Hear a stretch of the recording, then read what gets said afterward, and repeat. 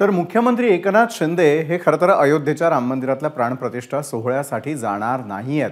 दस्तूर खुद्द मुख्यमंत्र्यांनी आपण 22 जानेवारीला अयोध्येला जाणार नसल्याची माहिती ट्विट करून दिलेली आहे।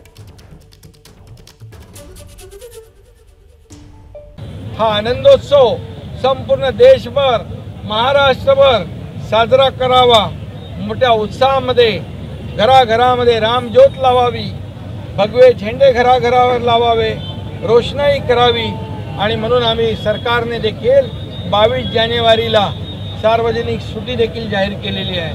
आणि म्हणून मी पुन्हा एकदा करोडो राम भक्तांना खूप खूप शुभेच्छा। कारसेवक आणि बाळासाहेबांचं मोठं स्वप्न इथं पूर्ण झालेलं आहे। जेव्हा झाली ठाण्यामध्ये धर्मवीर आनंदीगे साहेबांनी एक चांदीची वीट कार सेवेमध्ये बहाल केली होती।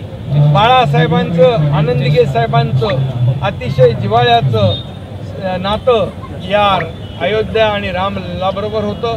करोडो राम भक्त आम्ही जेव्हा जातो अयोध्येमध्ये त्यावेळेस एक वेगळं तिथे त्याचं अस्तित्व जाणवतं आणि म्हणून करोडो राम भक्तांना एक उत्सुकता आहे, लवकर उद्घाटन त्याचं होत आहे, हा आनंदही आहे। उपमुख्यमंत्री देवेंद्र फडणवीस हे अयोध्येला जाणार नाहीये।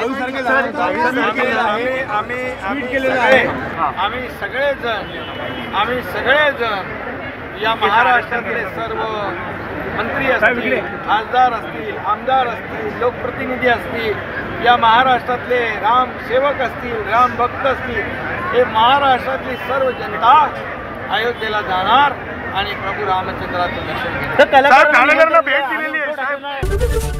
एबीपी माझा, उघडा डोळे बघा नीट।